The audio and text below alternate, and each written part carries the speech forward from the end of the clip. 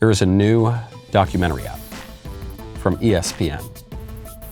And this is a documentary on one of the worst hate crimes in American history. This is a documentary about a hate crime almost as bad and almost as real as the attack on Jussie Smollett in downtown Chicago. You remember when the white supremacist, homophobic, gay Nigerian men attacked Jussie Smollett because Chicago is MAGA country. Well, this was not quite as serious as that, but it was close. This was the attack on Bubba Wallace. Bubba Wallace is apparently a NASCAR driver. It took place at the Talladega Speedway, and they found a noose hanging in the garage. I bet, we didn't see it, but I bet there were burning crosses everywhere. I bet there was probably a Klan rally happening right outside the garage, right? Is that what happened? Well, if you listen to the trailer for this documentary, that's probably the conclusion you would draw. The most incredible, non-competitive moment in sports I'd ever seen. That moment, I could feel the weight of that moment, and I think we all did as we were walking. When I get out of the car, I look back, and I was like, holy shit, it's the whole garage. The whole garage. And that's when I lost it.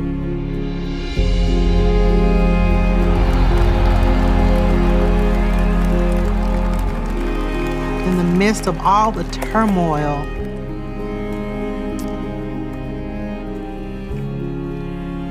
that was going on in the world, with the black and white, the hatred and everything that was going on, the entire NASCAR family rallied behind my son. Wow, just brings a tear to your eye for how much the United States has completely lost its mind. Here is the story being told by that trailer. White supremacy is pervasive. Black men can barely walk out of their homes without being chased down. That's what LeBron James said. And this black NASCAR driver found a noose hanging in his stall from the hate crime. But the drivers from NASCAR, the whole NASCAR family, they decided to overcome their racism, which is so pervasive. And they stood up and they said, no, we don't want to attack you, Bubba. We support you and we oppose all those racists and white supremacists. And Bubba was so overwhelmed because the default mode in America now is for all these white supremacists to just lynch black guys left and right. That's what's going on constantly. And amid all the turmoil and the hatred of the blacks and the whites, finally, there was a moment of racial unity. None of that happened. It was just a tie to pull the door down. It wasn't a noose. It was a little tie to pull the door down. None of it. It had been there for months and months. It had nothing to do with Bubba Wallace. It was just a little tie. Yeah, it was not surprising that all these NASCAR people came out to support Bubba Wallace over this fictional event, because there aren't any white supremacists or Klansmen. It's not real. It's not real. None of this is real. The only racial turmoil in recent years was when BLM burnt the country down last year. And it wasn't white supremacists doing it. It was BLM and Antifa at the encouragement of leftist politicians, very prominent ones, including the current president and vice president of the United States. And to be as fair as I can to BLM, I'm not talking about the radicals and the real leaders and the really vicious people. I'm talking about the regular old idiots who just go along with it. They did it in no small part because of the lie being perpetrated by these people, by ESPN and by the liberal establishment, that there's this pervasive problem of white supremacy and that nooses are being left around every black guy's house. None of which is happening. It's just all fake. It's all completely fake.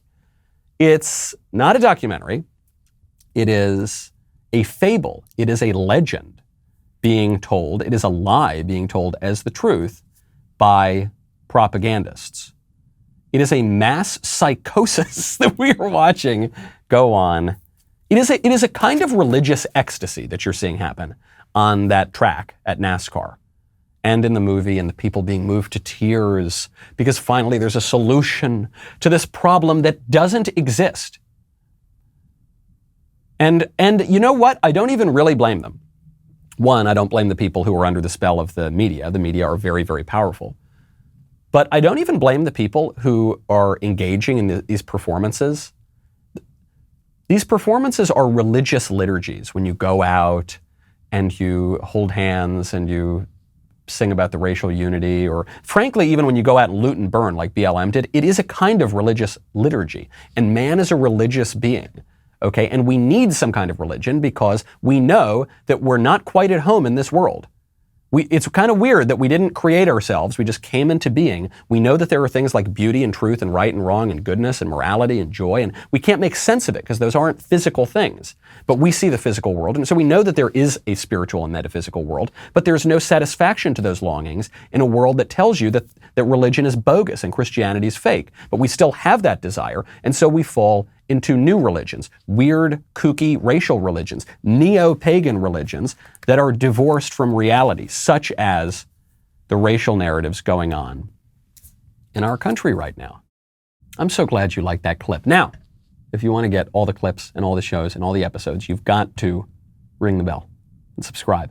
That way you'll get notifications. And by the way, if you really want to guarantee you get notifications for the whole show, head on over to Apple Podcasts, Spotify, Stitcher, Google Play, wherever you get your audio podcasts. Subscribe. Maybe leave a 5-star review if you like it. We'll see you next time.